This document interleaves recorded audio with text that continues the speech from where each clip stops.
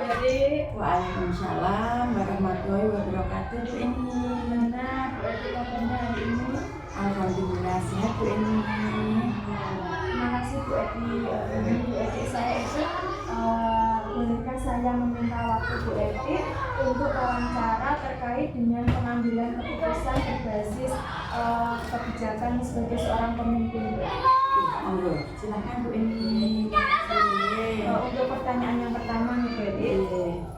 Selama ini bagaimana Bu Eti dapat mengidentifikasi kasus-kasus yang merupakan dilema etika atau bujukan moral Bu Eti?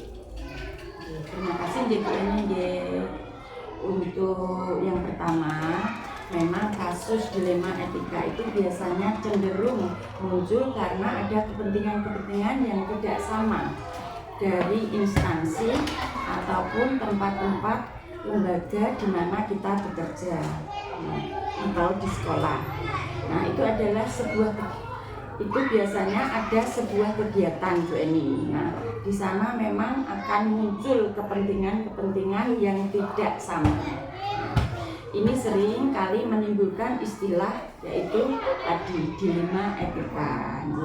Nah, dilema etika itu bisa membuat sesuatu kita menjadi kurang menyenangkan dan akan menimbulkan ganjalan-ganjalan. Nah, dalam kehidupan kita, terutama di instansi tempat kita bekerja. Seperti itu. Terus selama ini bagaimana Bu Eti menjalankan pengambilan keputusan di sekolah, terutama untuk kasus-kasus di mana kedua kepentingan yang sama-sama benar atau sama-sama mengandung nilai kebajikan? Ini Bu Eni berarti untuk yang disebutkan Bu Eni itu termasuk karena ada kasus yang dua-duanya benar dan mengandung kebajikan, berarti itu termasuk dilema etika. Jadi kalau saya pribadi untuk mengambil keputusan terkait dengan hal tersebut, dalam hal ini adalah dilema etika. Di sana dua-duanya mempunyai nilai yang sama dan artinya kedua-duanya itu sama-sama benar dan mengandung kebajikan, nilai kebajikan itu ya Bu Eni ya. Jadi untuk itu kita analisis dulu dan di situ juga kita harus melihat unsur-unsur utama, yaitu kita mengambil skala prioritas Bu Eni. Kalaupun sama-sama baik, tetapi ada skala prioritas yang kita utamakan, sehingga itu juga harus diambil sebuah keputusan Bu Eni. Skala prioritas yang paling itu urgent lah. Untuk langkah-langkahnya seperti langkah atau prosedur apa yang biasa Bu Eti lakukan selama ini? Untuk langkah-langkah atau prosedur yang saya lakukan selama ini di lingkungan saya bekerja, yang pertama jelas saya harus melakukan atau menentukan kasusnya terlebih dahulu. Jadi kasus apa yang kita hadapi, terus setelah itu kita cari akar permasalahannya. Nah, dan setelah itu kita cari tadi skala prioritas atau yang paling urgent, tentunya dengan pendekatan-pendekatan komunikasi, berkolaborasi, dan dengan artinya mengumpulkan informasi-informasi yang kita peroleh baik dari internal maupun eksternal. Nah, dalam hal itu termasuk yang internal, setelah kita temukan pokok permasalahannya, maka kita mencari akar permasalahan itu, baru kita tentukan atau kita putuskan atau kita eksekusi dengan cara melalui kerjasama, koordinasi dengan teman-teman, yaitu teman-teman sejawat atau guru-guru, seperti itu Bu Eni. Selanjutnya untuk hal-hal apa saja yang selama ini Bu Eti anggap efektif dalam pengambilan keputusan pada kasus-kasus dilema etika?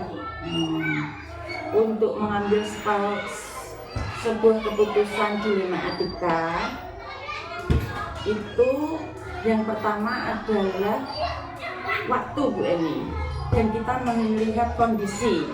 Karena apa? Antara contohnya guru satu dengan yang lain itu kan mempunyai karakter yang berbeda. Jadi kalau kita mau mengambil keputusan yang efektif, ya kita cari waktunya atau kondisi yang tepat, yaitu pas timingnya baik gitu loh Bu Eni. Jadi nanti kita mengambil keputusan itu dengan hati yang enak, nyaman, dan insya Allah kalau kita mengambil keputusan dengan hati yang artinya adem, nyaman, enak, itu nanti akan menghasilkan keputusan yang tidak apa ya, artinya tidak membuat tidak ada yang dirugikan, seperti itu Bu Eni. Intinya itu waktu yang tepat gitu. Iya, waktu yang tepat dan kondisi yang memang benar-benar pas, enak gitu. Untuk hal-hal apa saja yang selama ini merupakan tantangan dalam mengambil keputusan pada kasus-kasus di rumah etika? Untuk hal-hal yang untuk ya maaf ini ya, tantangan ya tadi yang ditanyakan Bu Eni, yaitu tantangan dalam mengambil kasus, mengambil keputusan, yaitu dalam kasus dilema etika. Itu yaitu yang jelas kita bicara masalah tantangan itu sebetulnya banyak sekali Bu Eni ya, di yang sudah saya alami selama menjadi kepala sekolah ini. Nah, jadi setiap individu atau rekan sejawat itu mempunyai karakter yang berbeda-beda Bu Eni. Nah, mempunyai latar belakang yang berbeda, sehingga bisa jadi semua tantangan kita itu memperlakukan kita mengambil sebuah keputusan. Jadi bagaimana cara memperlakukan teman-teman sejawat kita itu, di antaranya mereka jangan sampai ada yang merasa terzolimi atau tersakiti, meskipun itu keputusan harus tetap kita ambil. Itu yang perlu kita pertimbangkan. Untuk selanjutnya Bu Edi, apakah Bu Edi memiliki sebuah tata kelola atau jadwal khusus, mungkin jadwal tertentu dalam sebuah menyelesaikan sebuah kasus dilema etika? Apakah langsung menyelesaikannya di tempat atau memiliki sebuah jadwal untuk menyelesaikannya, bentuk atau prosedur seperti apa yang Bu Edi jalankan? Terima kasih Bu Eni.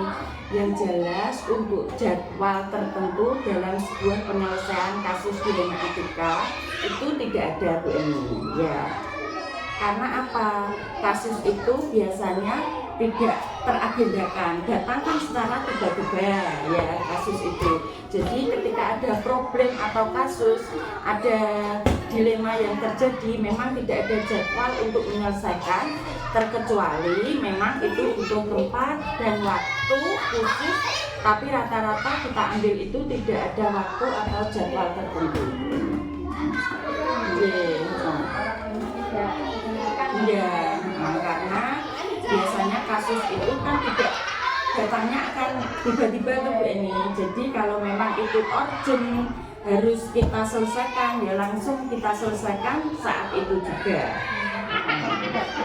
Tidak akan berlarut-larut seperti itu.